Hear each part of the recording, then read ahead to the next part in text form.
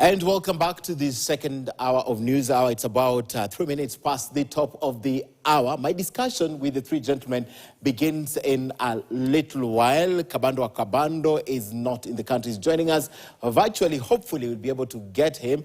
Professor Alfred Omenya is already in studios, governance and policy analyst. He'll be speaking to us. And of course, former Secretary General, Kenya National Union of Teachers and nominated Member of Parliament, my friend Wilson Sosion, is also here. Good to see you. This year Hatujaongea. But we'll have a good conversation tonight. Before then, let's now take you to the Bold newspaper, what you're waking up to tomorrow, and it's all about the money. Proposed revenue law raises a stink. You must find out why that is a headline. Because the Council of Governors has raised objections to the proposal by the Commission for Revenue Allocation to reduce the weight of population while increasing that of land in its revenue sharing formula that will see 24 counties lose revenue. Now, this is the big elephant in the allocation of funds. Now, they're saying, forget about the numbers. Let's look at the land formula. And if that happens, 24 counties are going to lose billions. Remember, it's a hot potato because they've been receiving that equitable share. And then now they're saying we will definitely review this method that we use to give you money. I'll be asking this question to my guests what they think about it. Policy and the Member of Parliament is also here. Apart from that, remember the president is still in China. So we have a story about China rips most in ties with Africa. So China benefits. Do we benefit? The president is coming back tomorrow. An auditor shut illegal bank accounts is also there. Raila quotes presidents in China to back his Africa Union bid. In specific, 7 heads of state spoke to Raila today and probably assured him of the support. That's probably something else we'll be talking about. But that's the Bold newspaper on this day. Before we begin our conversation, let's take you back in history and see what exactly Kenyans were talking about at that time. So 9 years to the day today from the Standard. I'm waiting for it right there. So the headline then was Top Woman Cop Holds On as Uhuru's Choice is Ignored. This same date, same month, 9 years ago, we were talking about the top cop. And this was new deputy IG at Vigilance House, but is directed to another office to wait as Kaidi holds on to power and her position.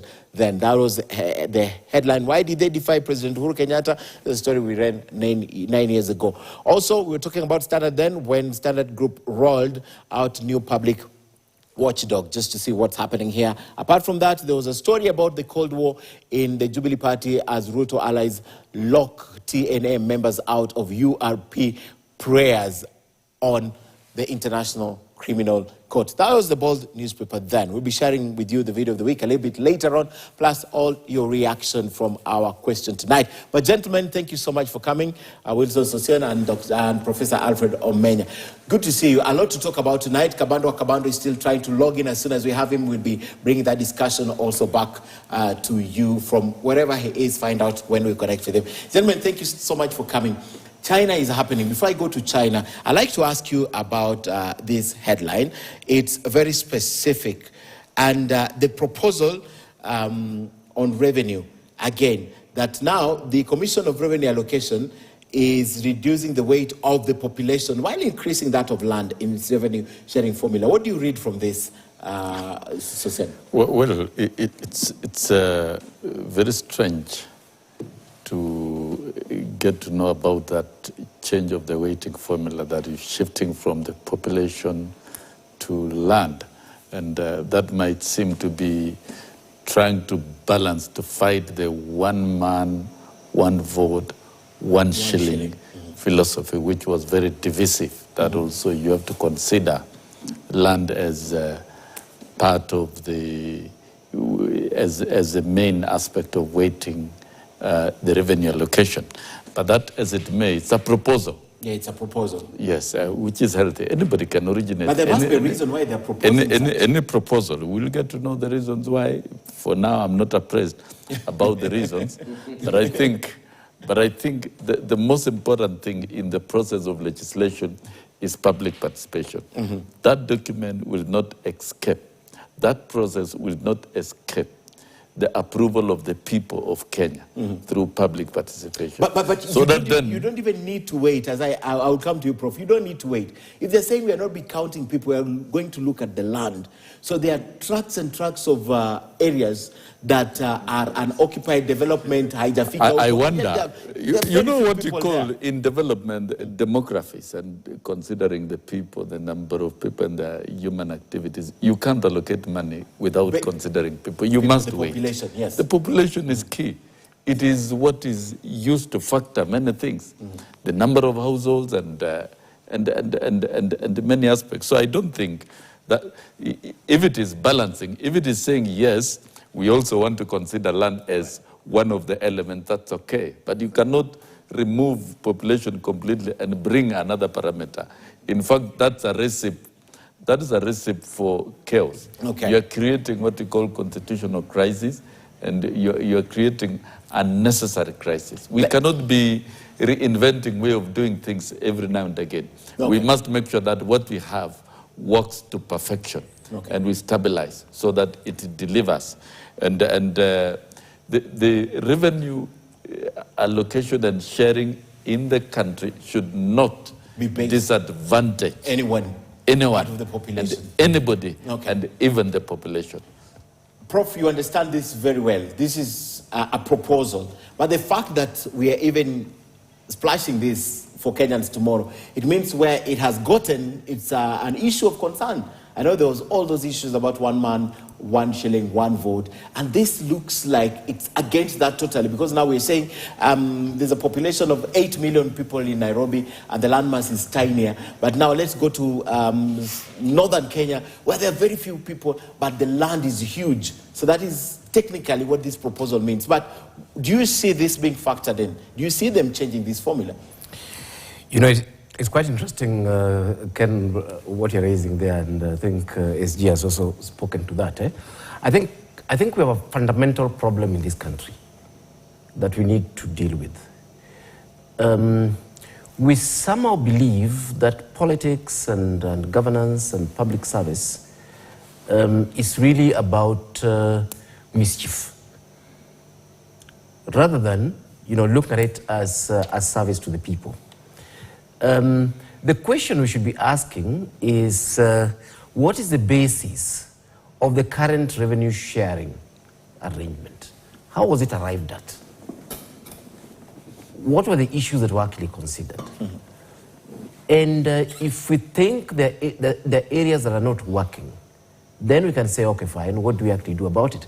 But we know for a fact that the issue of 1 man, 1 vote, 1 shilling was advanced by people who didn't have the interest of this country at heart. They never actually even questioned the existing rationale. But they put this on the table because they knew they were going to benefit disproportionately. That is just the fact. Because they thought they had huge populations. Exactly, because they thought they had huge populations. And now we are seeing another one where the fellows say, yes, you have population, but we actually have land. Now we shall not look at we shall not look at population.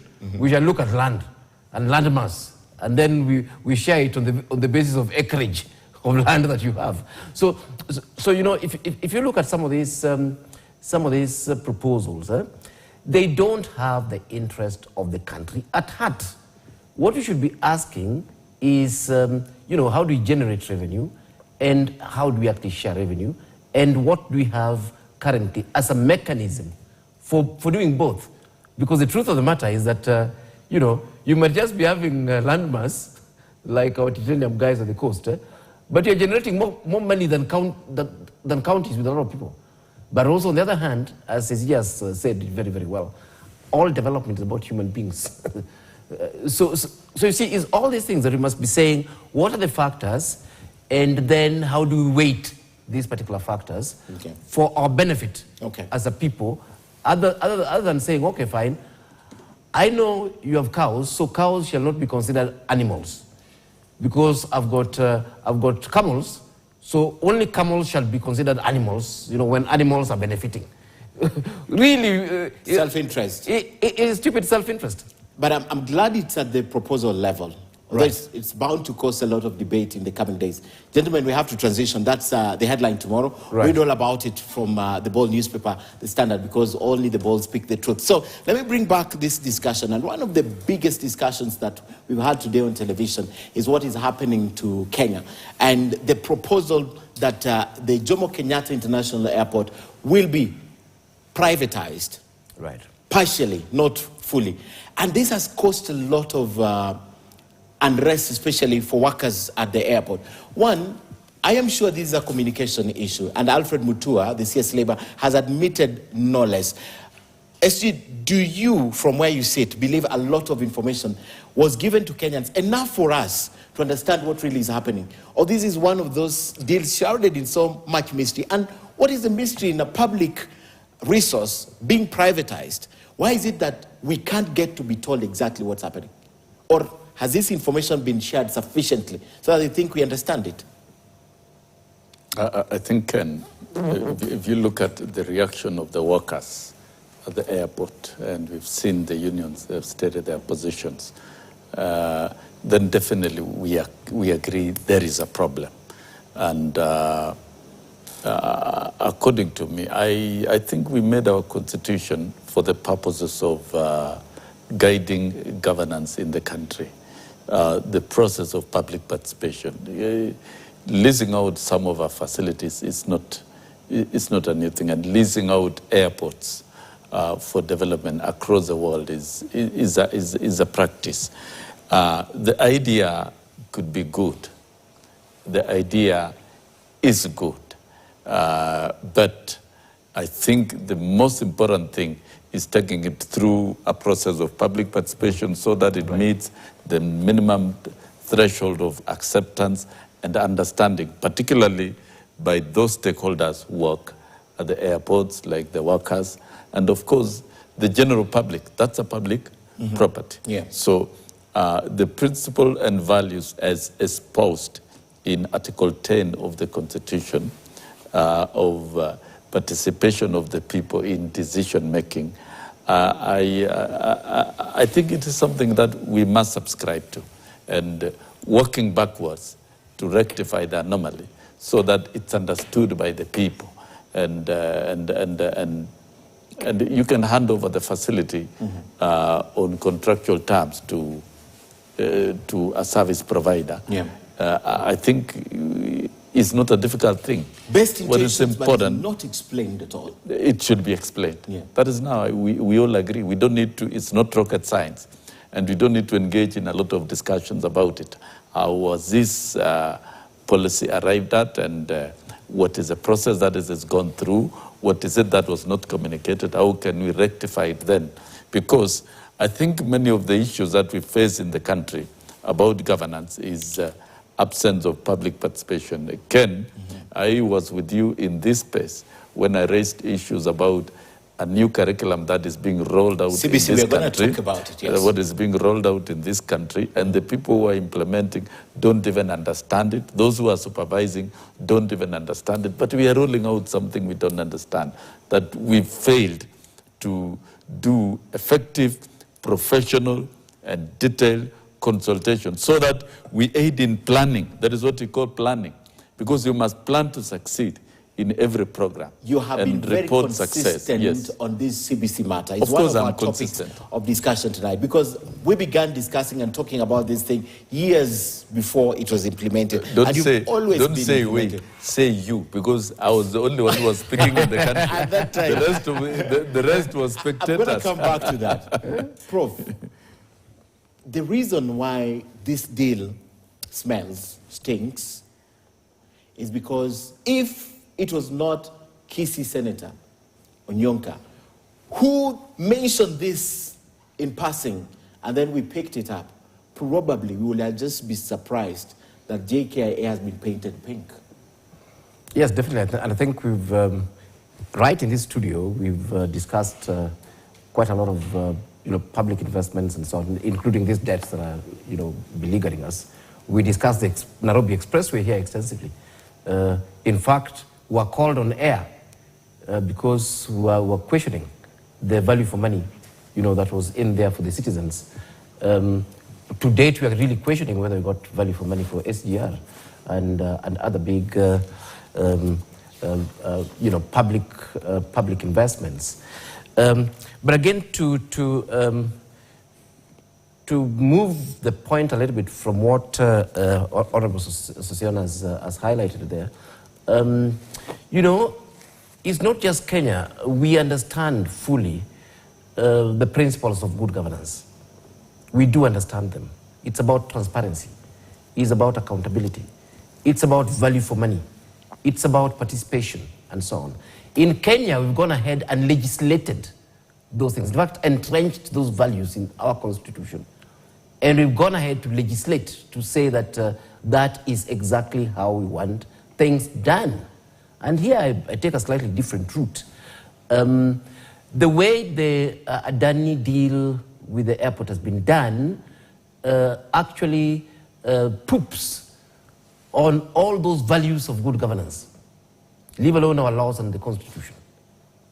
I think it requires a particular level of interest or stupidity to actually think that that deal is okay, because it's not. If this was at the heart of good governance, then why isn't it following due process? Why aren't we having public participation? Why haven't this information been made public, contrary to the values of our constitution and our laws?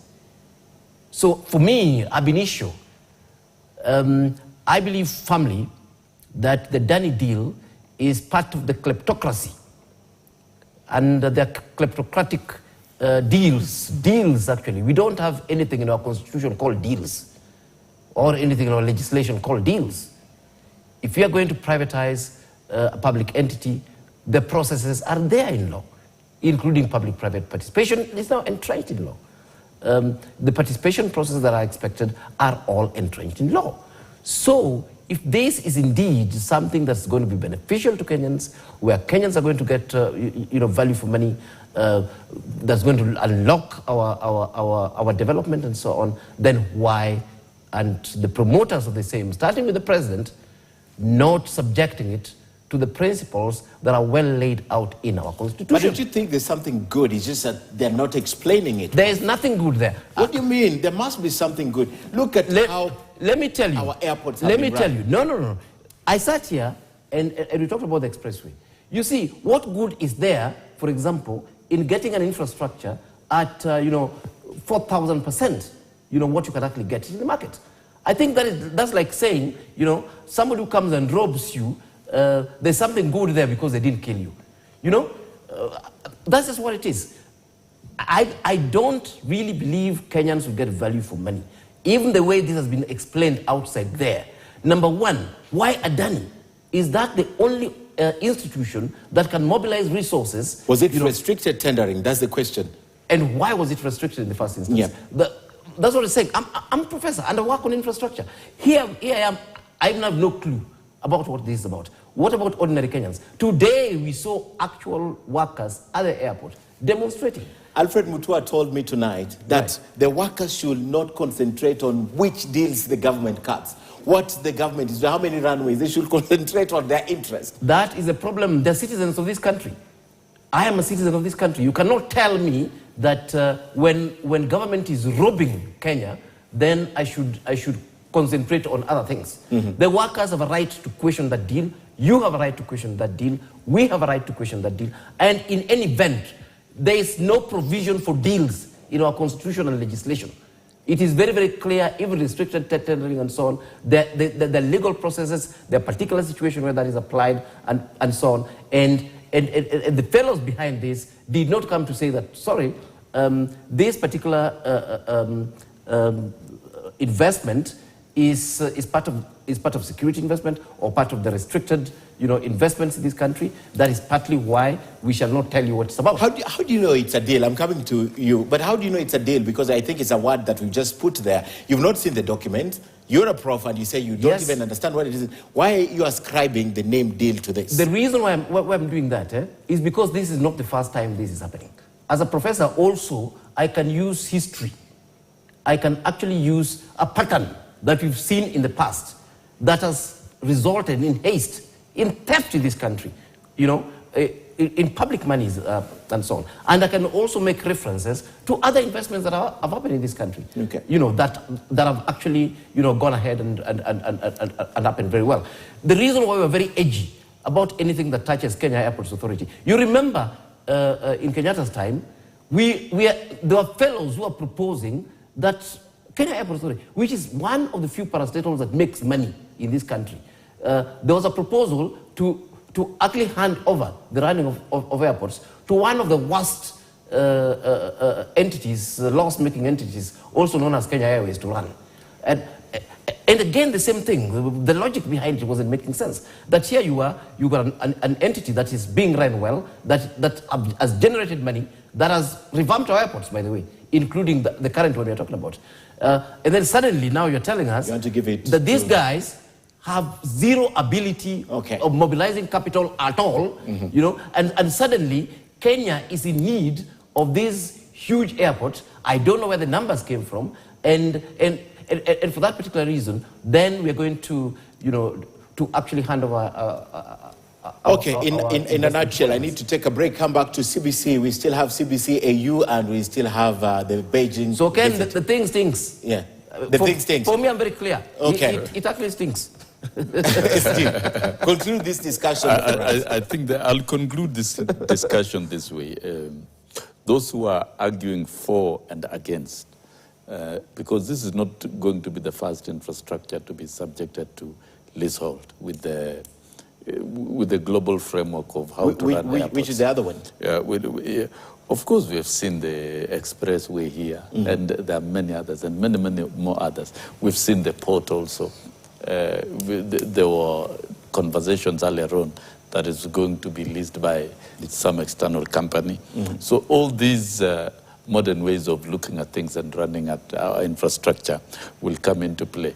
But as I said, all these are infrastructure and property of the people of Kenya. Correct. Let it be done through due process so that the right thing is done. So that Kenyans get to understand yes, what exactly is going on. That is my only contention. What is wrong with doing things the right way? To be fair. So that then, if a union has raised issues, let's listen to them. If Kenyans have raised questions, let's raise issues and let's engage in the process of explanation and understanding. I see no harm. We lose nothing in complying with the provisions of the law and the constitution and the interest of the public, particularly what we call public participation. And of course, such matters will still be approved by Parliament, yes, and they will be subject to auditing by the Comptroller and Auditor General when such programs take effect. But public money is not needed for this. How will it get there? So the There's issue no public money involved. The issue is we are a country. We are a country. There's no public money, so Auditor General. Why but would you they see, be audited? but you must audit. It's an investment of the people of Kenya. What profit is it making? When you lease the standard gauge railway to the Chinese, how much money does it make over the year? Has it recovered part of their loan obligation from the income from the standard gauge railway? Because when I checked with the Kenya Railways staff, they're telling us that the freight of goods on the meter gauge railway is making more money than the standard gauge railway. Those are economic facts. Those are things that are happening within us. And there should be no secrets in Kenya. We should not be a country of shrouded secrecies, that the mysterious questions. So a good thing is being done, but can we get a good explanation to the public? What exactly and can we get to know the process that is being done? That is all. I was about to ask, but we're taking a break. Because it's a security installation, could there be a requirement that security installations go through restricted tendering and not open tendering? Well, when you look at, because I was keen to know what Adani does how many airports and whatnot, and we realized very many airports all over the world, government choose to lease out and the business of building new runways, maintaining and whatnot is left to that particular company. Okay. It doesn't mean it is handed over as property. 30 years concession. Yes. We still have 99 years leasehold of land in Kenya. Those things do exist, but then can we go through a due process and make sure that we meet the threshold of the law and the constitution in undertaking all and get value for money from this? Yes, and look at also value for money. Deal. Time to take a break. When we come back, we still have a lot. SG is passionate about education. He brought it up, been discussing it all these years, and now they say it's failing. The government says CBC has picked up. I'll talk about that when we come back. AU deal, we'll talk about that. And finally, Beijing. And if we get time, we'll go back Nyanza 1 week ago or a few days ago. The president was there. Stay with us.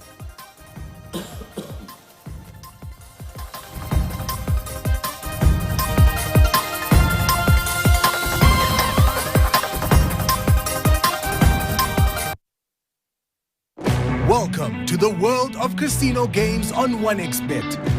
Discover the wide variety of exciting slot games for every taste. Take your chances and let the luck be on your side. Slot games on 1xBet, where fortune awaits.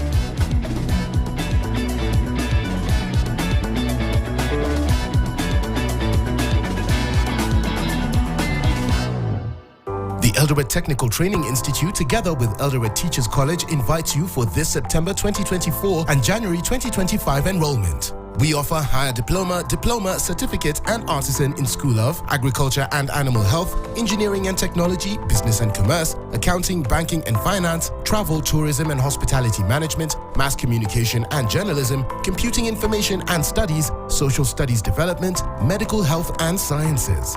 Call us on 0725-818644 or email eldorettechnical@gmail.com or visit our website at www.eldorettti.ac.ke to register for September 2024 and January 2025 enrollment. When you're well rested, you work at your best. Well, maybe it's not so far-fetched. You can play online games on 1xBet. Roll and have a chance to win. Tap and have a chance to win. Spin and have a chance to win. It's a chance to try your luck. Variety of games for any taste on 1xBet. 1x Games. Fun to play, have a chance fast to win.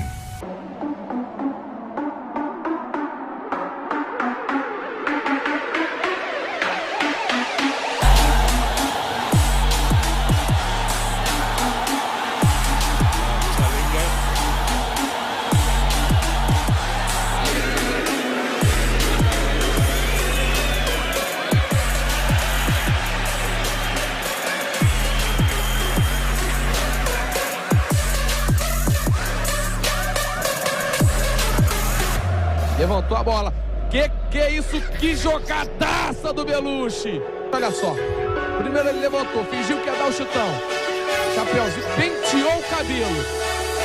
Goal and assist for the Brazilian, and a few moments of brilliant skill, but he may just have overran that one.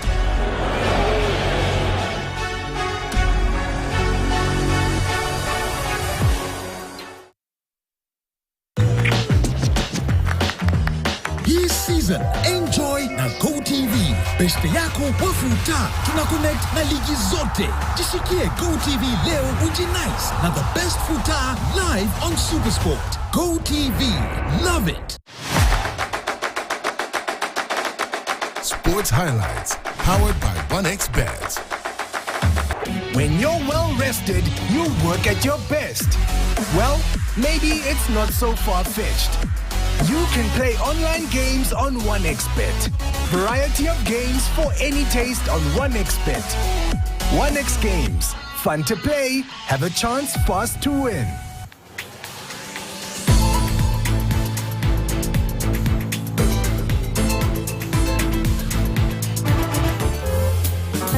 I didn't start with hotel.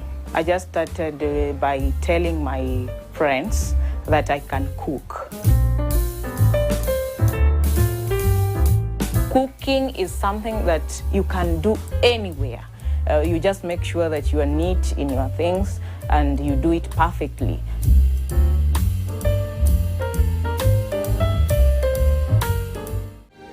When I have back pain, I reach for 2 tablets of Panadol Extra for fast relief of strong pain, like headache, toothache, muscle pain, and I'm released from pain to be there for those who need me. Try Panadol Extra for fast and effective relief from strong pain. New Panadol Extra Soluble dissolves twice as fast versus standard paracetamol tablets. Sports highlights powered by 1xBet. Welcome to the world of casino games on 1xBet. And let the luck be on your side. Slot games on 1xBet, where fortune awaits.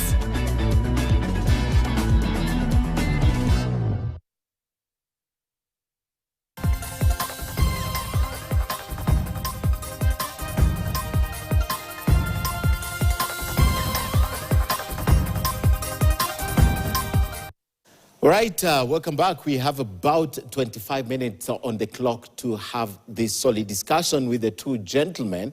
Unfortunately, Kabando Akabando is not able to join us, but Wilson Sosion, former nominated member of parliament and an educationist by training, is here. And the other scholar is also here, that's Dr. or Prof. Alfred. You know, when you move, you need to tell us so that we don't keep calling you doctor. You tell us, hey, Bana, we moved, now we are Prof. I moved 20 years ago. We still call you that. So thank you, gentlemen, for waiting up.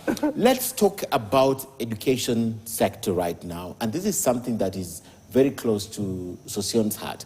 I'd like to talk about the new funding model to understand it exactly what the government wants. Then I want to go to CBC because we are not here for the new funding model, but I want to talk about the CBC and what's going to happen, because we are told in very few months, classes in high schools will be empty because no one is transitioning, and because the people who are implementing CBC decided to domicile it in primary schools. I don't know the rationale, but talk to me. What is the issue with the new funding model?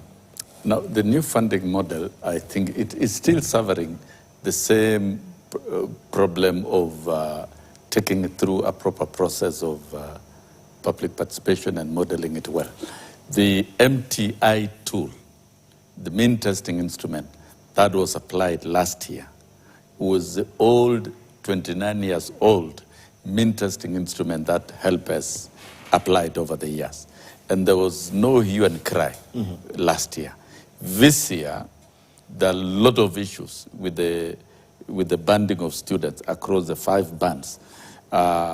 Those processing, the mean testing instrument processing this year, the tool that was used is not the tool that was used last year. It's a very strange tool, yes. And some people decide to work with some consultants and come up with something that creates problems. So the banding of students were placed actually in very wrong bands. And that is why there's been a lot of cry all over the place. The new funding model, which focuses on per capita per student and the cost and allocation in 3 areas, that is on scholarship, loan, and also household payment.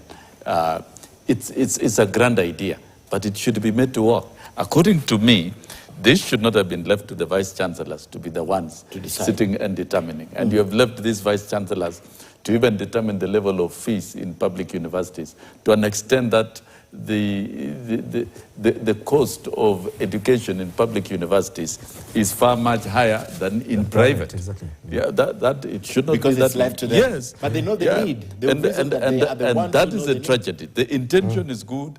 The president has argued for it very well. It's the right thing, according to me, professionally. And if the students are banded properly, but you see, we excluded the students in the process of developing this tool. We excluded the lecturers. We've excluded the public. And I'm sure if it was taken through a process and we get a product of a good tool that works, then that tool is domiciled in the career desk at the school level, in every school, so that when you are guiding students towards choosing their careers, part of choosing of careers is also the cost of education. They will know the kind of data that is required. But that is not what is happening. Okay. It's still being bungled with a lot of confusion. Those who are implementing don't seem to understand. You've set aside help is not working with it. I think there is a whole total confusion. We lack some serious leadership around that program. Otherwise, it would have been the easiest thing to implement so that then we cascade it to schools. And you see, the beauty about this funding model is that the poor households would be sponsored substantially through the scholarships and through help. And you look at it, when we were developing the Charter for Kenya Kwanza, we appreciated that the funding, universities are underfunded, students are underfunded through help. And that is why right now the funding has been expanded to 84 billion per annum. And if that is done, then there should be proper banding of students. When you band again, when you band, say, a child of a maid, because somebody has said, I'm working as a maid, then you place that child in band 5. Somebody says, working as a watchman, then you place that child in band 5. Yeah, I mean, you look at it, you are placing the wrong students in the wrong bands. Okay. So there should have been a balance so that then majority of the vulnerable households would be in band 1 and then spread out to band 2, and it reduces toward band 3. And there should be, if we are transitioning more students to higher education, and it should be so the case, because now we are doing 19%, I think there is room to transition up to 40%, so that then those who are fully sponsored by government can occupy band 1, band 2, and at least band 3. Then those who can sponsor themselves, self-sponsor, SSP, can be around band 4 and moving backward. We need to rework on a policy that works, that allows us to transit more students to the universities and allow a significant category to be fee-paying through self-sponsorship. And then this other category can be placed within band 1, band 2, band 3. And if we work it out that way, we'll bring our universities back, and it is something that will work. I know you've taken a long explanation. I'm a clear one. And a clear one. It's really easy to understand. I'm wondering if, Prof, you have something that you think is not working well for this new funding model that you want to highlight. You know, let me say this. In terms of the university funding, let me say what actually makes sense and what does not, from my perspective. The issue of the differentiated unit cost is something that universities have grappled with for a very long time. Because before, government would just give you money, some standard capitation, and it didn't matter the course you're doing. So there was no relationship at all with the requirements of those courses. I mean, if you're doing dentistry, your requirement was very different from somebody who was doing, say, political science and so on. So the one thing that I agree with is that there is need to determine the actual cost of training, regardless of who's paying. And that had been done a little bit earlier, by the way. It didn't come with this funding model. That conversation as to what's the cost of medicine, what is the cost of engineering courses, what is the cost of finance courses, and so on. So that's a good thing, because we're coming to an era where, yes, we may disagree with some of those figures, but it's the right thing to do. We need to actually understand the cost of training every individual in every course. So that is one issue. The second issue that we should look at is then, how is this then paid for? Who pays what? Which I think is what government is trying to do with the bands. And in fact, the only problem that we have is very interesting, if you have to look at this thing carefully. What has happened is that the government agrees with the university that, to train this guy in medicine, you need 800,000 or 1 million per year. But what government is not telling us is that they still want to give the same amount of money they were giving before. So this leaves a big gap. In fact, it is the unfunded gap for the students.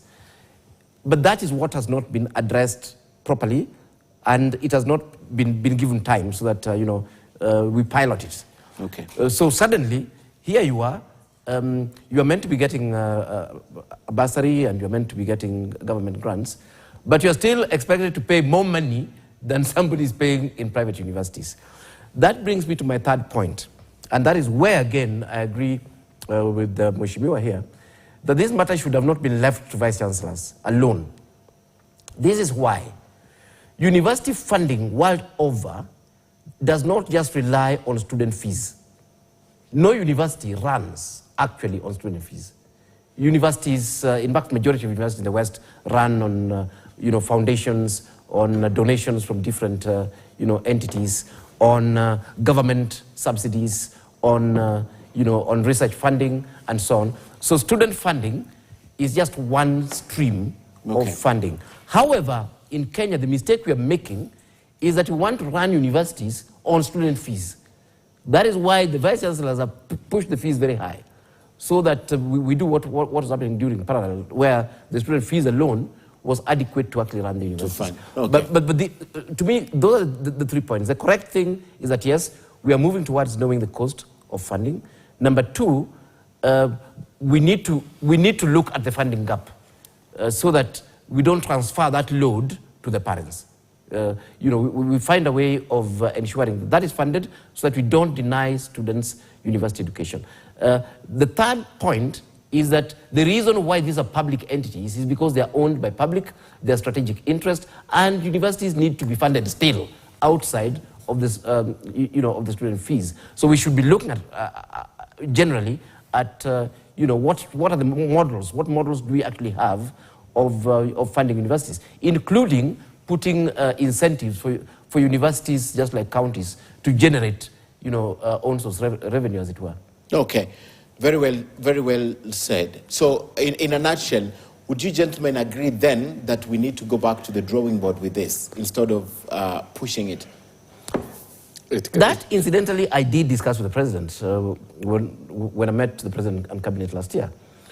Because for me, and Mheshimiwa here should speak to that also, I think we are making too many changes too rapidly in a sector that globally is very conservative.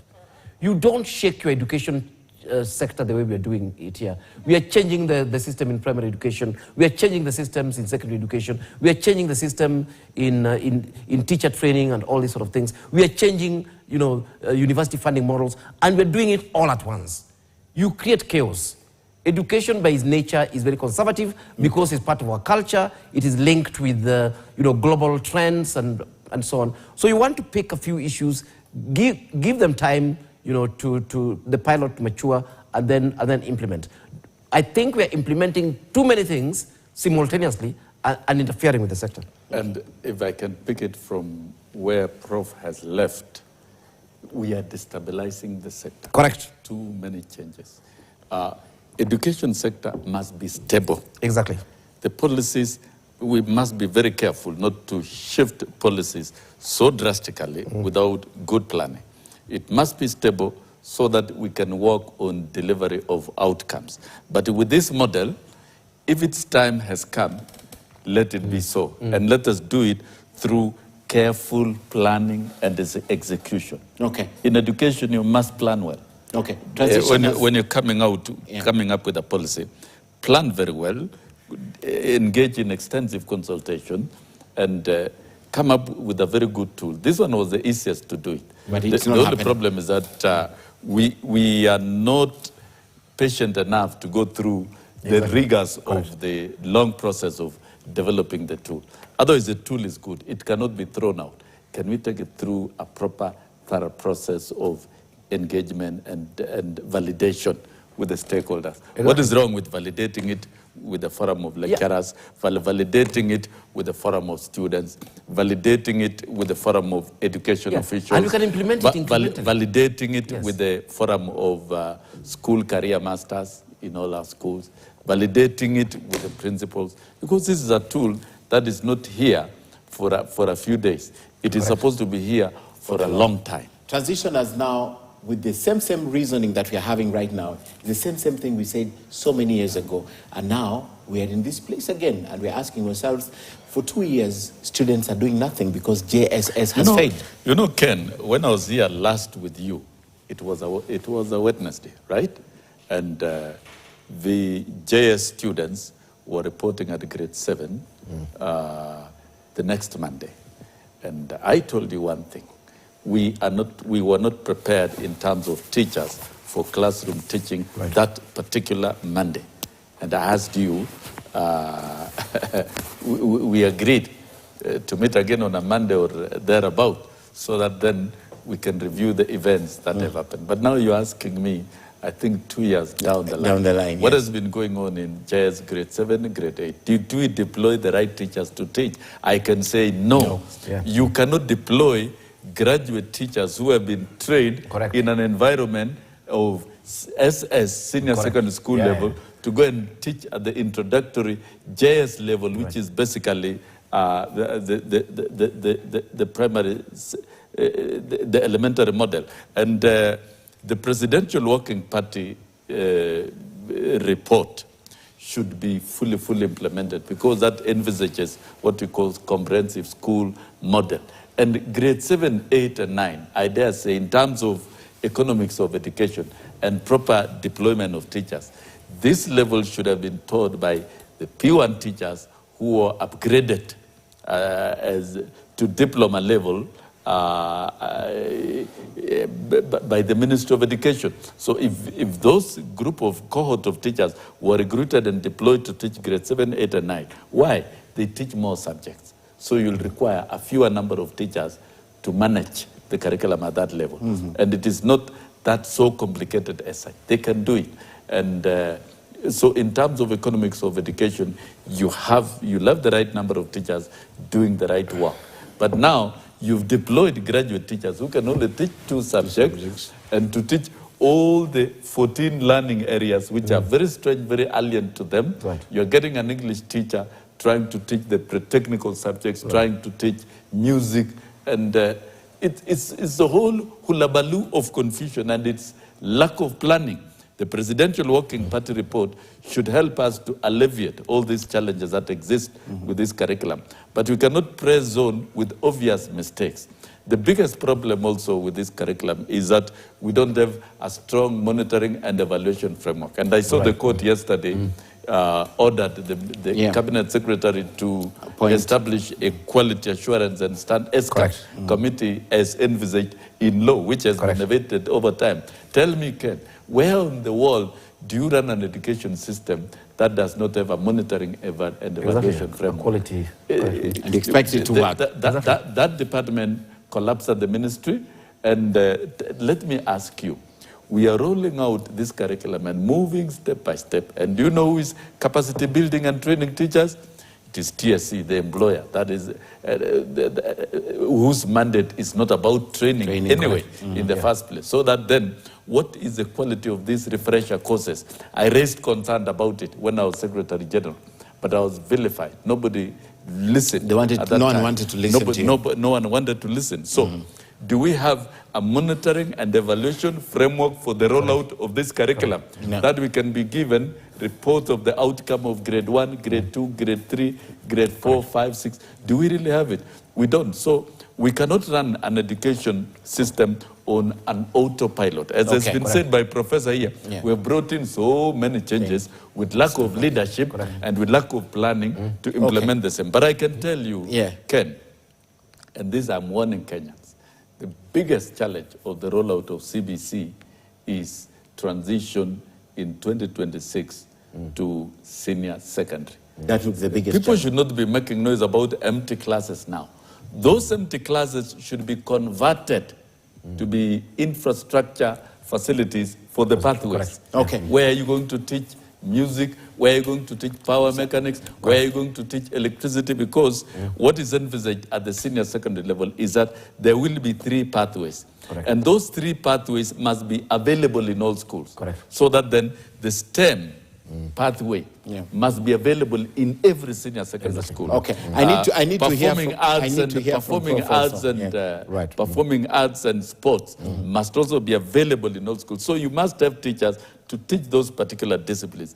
and also the same case with humanities. The question is, did we adopt a curriculum that our economy can sustain? Support or not? Can support? No. Do we have the human resource? Are we willing? Are we hesitant to accept that a mistake was made and we should be able to make the necessary backward steps and correct? But I think the Presidential Working Party report should be implemented so that from there we pick up and see what can be amended. Prof, your take? You know, definitely I agree with those sentiments totally. I want to start the other way around, actually, that I don't also understand the disease we actually have in this country, where if you want to, you have a heart condition, instead of asking the surgeon, you ask a plumber. You see, I think part of the issue with this CBC, and we have children that are involved in this, is that the teacher was sort of alienated. And that's the expert in education, really. That is actually the primary stakeholder, it's not even the parent, as far as these particular systems are concerned. And then this is imposed on teachers, and teachers are meant to deliver it. Even a lot of these challenges that we are having, I was vice chairman of the board of Miranda High School. We were discussing the challenges of CBC 5 years ago, 4 or 5 years ago. We could clearly see what the problems were. Teachers knew what these problems actually were. But then the so-called experts were not engaging with this particular constituency. They were not teachers? Adequately. No, of course, a few fellows are put there in the task forces. You know, they go around, they talk to a few people here and there. Yeah, but the point I'm actually trying to say is that, yes, some of these things can and should actually be solved. The second thing is that we must actually accept that we have a problem. We've created a big problem for us that will take quite some time to fix. But you see, if we don't accept that we have a problem, then you see, like, in that Presidential Working Committee report, nobody will bother with it, and will continue. But what's happening is that we are ending up disadvantaging an entire generation, really. These kids who are now in junior, secondary, and so on, a lot of those kids are not being taught anything. There's hardly any expert, whatever, working with them. Those kids are going to be disadvantaged in Kenya. They will not, by the time they're through the system, they will not be able to compete with the old 844, and they will not be able to go anywhere else on up. Because the teacher, the English teacher, was teaching them sports by drawing somebody kicking a ball, which is not what CBC had actually envisaged in the first instance. So we need to accept quite quickly that we have a challenge still, that the issues around CBC have not been sorted out adequately. We need to put those on the table, and we need to be bold enough to fix what we can fix, and on the other hand, things that we can't fix, we put those on the table. Otherwise, then we put our heads in the sand, and we'll end up disadvantaging an entire generation of Kenyans. Entire generation, and it's growing. I want to play the video of the week, then I'll come back and ask you the final questions on this. So our video of the week is something that happened over the week when the protesters who were arrested, the activists, were released. So this is our video of the week.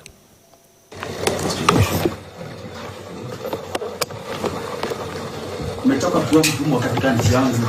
Hatuwezi endelea kuishi hivi. I'm ready to die for Africa. You cannot continue living as slave in our country. Police are killing us. Police are attacking us. There's no justice in this country. There's no justice for the people in this country. The justice system in this country is broken. We cannot persevere. We cannot go like this. We must fight until the very end. I'm ready to die for Africa. Africa has suffered for so long. And our evil leaders are still determined to continue dictating from one generation to the next. And so the situation.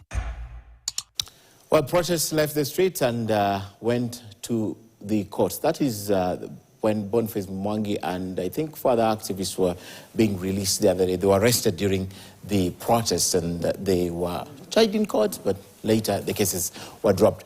Gentlemen, I want to ask a question. We are going to have a forum on the education sector next week, and I'll be inviting both of you because we'll just be across the fence here in Machakos, where we'll have a comprehensive 2-hour discussion on that. But I want to ask this as we end the show. Now that the president, SG, was in China, more projects, more loans. Have we learned anything in the last few years, just as we conclude? I think if you look at the development of Africa in terms of infrastructure and other aspects, it has been pretty faster when Africa faced east, and that is China, rather than the West. The conditions from the West are very difficult, impossible, and countries remain impoverished with poor infrastructure. And I think if there can be good agreements between Africa and China, and in terms of infrastructure in a way that is sustainable and economical, then so be it. Because we have seen now, like Kenya, the dual highway from Kiambu all through to Eldoret, and the main highway may be done by China, and it can be done in a quicker and faster way and more cost-effective than if it were done by another entity. So, according to me, and as you can see, almost all the presidents of Africa in China, it happens annually, and what the Chinese have done is to invest their resources in developing economies, and Africa is a partner of China. Yeah. That one, you can't lie.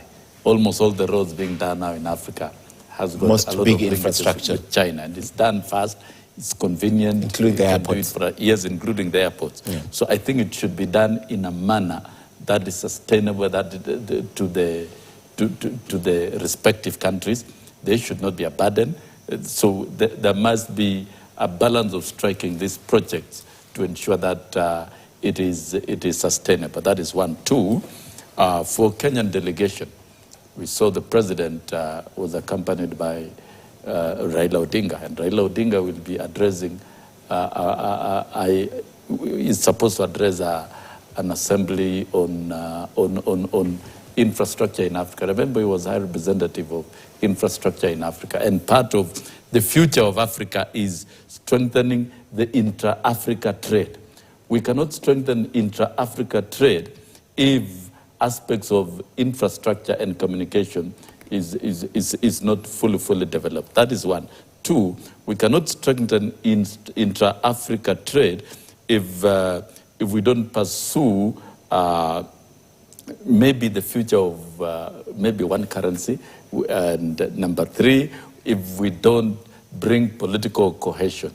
And therefore, the candidature of Raila Odinga as AU chairman is critical at this point, because Kenya is a strong economy and a strong democracy with a good framework and a vision for Africa. And therefore, the China visit also is a forum to showcase what Kenya can do for Africa, particularly in the vision Africa 2063. Okay. And we need very strong leadership. Right now, we don't need we need a lot of political change and transformation within Africa, and economic transformation within Africa, and strengthening of intra-Africa trade, so that the volumes can improve from the current 15% maybe to 40%. And we can have a more stronger continent economically, where we are able to value add our raw materials and become an independent continent,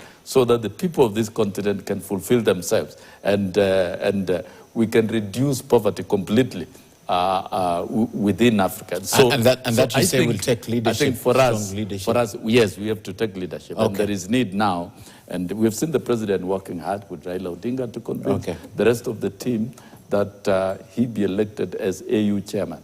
And that opportunity for us is a good chance for us to work on these issues that Africa urgently needs them now within the spirit of its Pan-Africanism. So that is a new order that is going to change the country. China visit. Kenyans are concerned, more money, more projects, but the AU is also there. 7 presidents met, and of course, they say that the president tried looking west, but then he realized so fast what Soseni is saying, that the future is in the East, as we conclude? You know, I used to attend the Forum for Africa-China Development Cooperation until when I was asked to present a paper on security in that forum, together with a few other colleagues from the West. And when we put it on the table that China was the biggest sponsor of small arms in the continent, that was the last time I was invited to that forum. So the point I actually want to highlight is that, of course, China is advancing its interest, as every country should. If you look at the China Belt and Road, that literally runs across the whole world, these are a very nice project from a Chinese point of view that will open up areas for trade and goods from China, to get to their destination at the most cost-effective way. That's the first point I want to make. So, but the second point I want to make is that we should also ask ourselves that what is our strategic interest in this sort of forums and even negotiation with countries, because otherwise we end up with bad deals. We end up with projects that are not our priorities, but they're being sold to us, and they're beneficial to the people selling them to us than ourselves.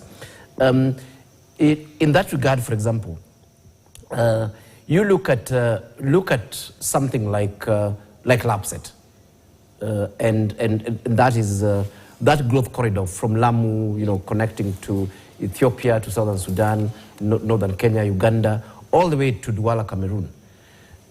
If you look at that as a strategic growth area that requires infrastructure, the question is, whose idea is it, and who is likely to benefit from it? Okay. I'm using this to illustrate what our idea might look like. That is ours. It is ours. It was conceived right here. We know how it's going to benefit us. We know how it will open up all these interesting areas and so on. So I'm using that as an illustration, that even as the Chinese, are looking at, what would be favorable for them, we should have already had packages from our side that are strategic to us as Africa, that are strategic to us as Kenya. So yes, we're listening. They're saying, okay, fine, we will give you money for the project that the French were already doing. And we'll be saying, we have something of our own here. That is actually very good. No, we don't even tell them we have something of our own. We tell them that we have a similar project. Yeah. We have a similar project, but it's in the north, and is even better, is running to the port and so on. And the sort of investment you're looking at is maybe just twice or three times. And in fact, we can even put together a basket of investments, since the World Bank and African Development Bank is already looking at this. So in a way, you're not saying no. You're actually not saying no. What you're saying is that taking care of brilliant idea, but we are also giving you even a better opportunity, for you to invest and make money. Okay. And in that particular process, then we know that it's an investment that is strategic to us, that then is beneficial to us. Okay. But I think sometimes what tends to lack is that we don't push our own agenda and our own strategic interest with this clarity. So what happens actually is that in those forums, there are always business people, by the way. They're the biggest number, and they fly there on their own. And they're selling projects and so on. And you end up just picking up things that you didn't even need in the first instance. Okay. That ends up, just what you're saying, ends up burdening you with high interest loans and so on. And then you will be asking ourselves that, couldn't we have done something else? Is it necessary? With this sort of funding? Prof and SJ, we're out of time. I think there's a lot. When you're discussing with intellectuals, a lot of time goes by. We are unable to finish this discussion tonight. But I want to thank you for coming. Continued. Yes, it's you said the 1 hour was a lot. We're 1 hour with 10 minutes over, and we're still here. We've not even discussed. So as I let you go, tonight we asked you on our big question, which we have discussed substantially here. We asked you if the government has done sufficiently well in providing information to the workers at the airport that would enable them know what is going on and what is not going on and what is not going right. So the question was, has the government provided enough information on the takeover deal with Adani Group? So many of you have given us feedback on this, but we've discussed it extensively. So we'll not be able to read them because of time, but thank you so much for participating in this discussion. No one seems to agree that they have provided enough information based on the admission of the CS Labour, Dr. Alfred Mutua, and based on the strike that is going on currently that might resume on Friday. But apart from that, tomorrow night, my colleague Ashley Mazuri will be here, and the tenure of the current SRC commissioners is ending, and the chairperson of the Salaries and Remuneration Commission, Lynn Mengich, will be in studio with their scorecard. One of the things they're saying is the reduction in the wage bill to about 46.6%, and they carry this with pride. Is that the case? Find out tomorrow when we join Ashley Mazuri